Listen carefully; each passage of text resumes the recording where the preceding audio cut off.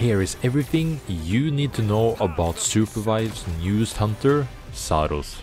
Come then, test me.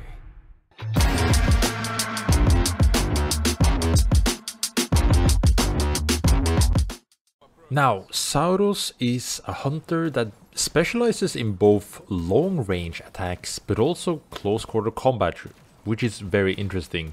Your LMB is going to be very important for getting mana back. If you hit a lot of LMBs, this is going to help you to get mana. When you then look at the second part, RMB, you can hold it to charge up your LMB, which means you can shoot your sniper shots. Now these cost 100 mana per shot, and if you knock an enemy, you'll restore 100 mana. But then again, this comes back to needing to shoot close range to get mana, but also being able to have enough to shoot long range. Now this is where things get really interesting. Saros' dash is dive slash. First you can use your shift to dash, of course, but then you can activate it again to use a slash attack on the enemy. This also means that if you hit an enemy with the dash slash, it will reset your first dash, which means you can dash away again. This creates a lot of combo potential. This is where we start with combos. Nova Orb. You can throw out like a Sunfire Orb that will travel. Now you can detonate this bomb by shooting it or kicking it into enemies. This creates for a lot of very interesting combos. When you explode it, you'll also burn armor, basically armor shredding, and also ionize yourself. We'll get back to the passive, remember this. But exploding it will also reset your dive slash. This is where the creative stuff gets in. Then we get to the ultimate Eclipse Portal. You can fire a projectile at a wall and it will create a portal from where you're putting it and to the opposite direction. This means you can also fire through this portal.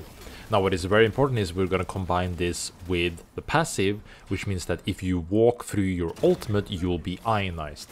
This means that you get more movement speed, mana regen, and also increased fire rate. Your teammates can also walk through the ultimate and get the mana boost and movement speed boost. And also your passive can also be applied by detonating your Nova Orb. Team fighting as a Saros is all between knowing when to play on long distance shots and knowing when to get close quarters with the enemy. Your bread and butter combo is going to be to play around your Nova Orb. Being able to either kick it in or surprise through a portal, explode it from a side, being able to just get an explosion in and a lot of damage. And the moment you get the enemy low and they try to get away, this is where you will snipe them to get them out of the fight. Also remember that you can be the one starting the fight with your RMB. Remember that your hits apply anti-heal with RMB setup.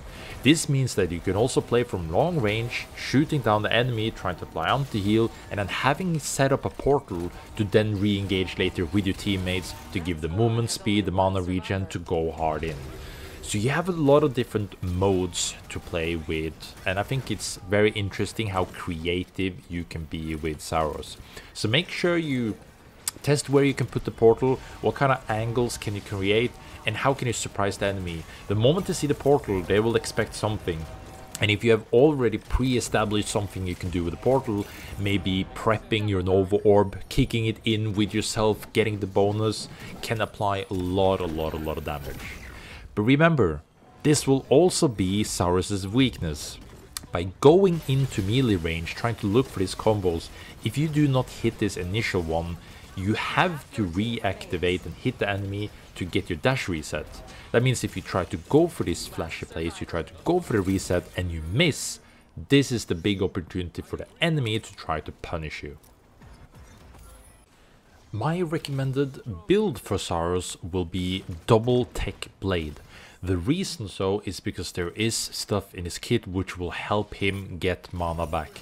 I think everything what is important with him is being able to use his abilities very neatly and to a certain degree where you can one-shot enemies and be able to use those resets to get out. Cooldown reduction is going to be so important because of how little mobility he has. Sure, he has his portal, sure he has his way of getting around with resets, but being able to have those available if something goes wrong, I think is super valuable. So it will for sure be the best. You will always want to get the 4th evolution, the random, and then Interweaver second as I recommended. Now for ability order. I recommend, of course, start by getting points in all of your abilities. The first thing you want to max is get level 4 shift at level 6. Of course, get your ultimate whenever you can, level 7, 10 and 12. Secondary, I would want to max RMB and then get your Nova Orb last.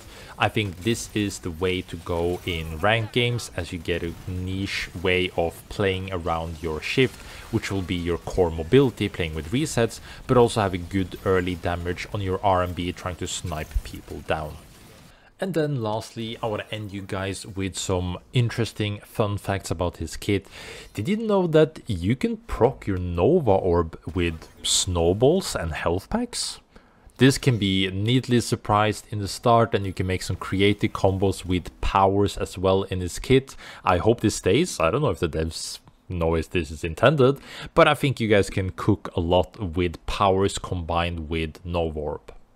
Anyway, I hope you guys enjoyed the rundown of Sova. Make sure to let me know if you enjoy him as a hunter, and I'm hoping to see a lot of you guys on the bridge.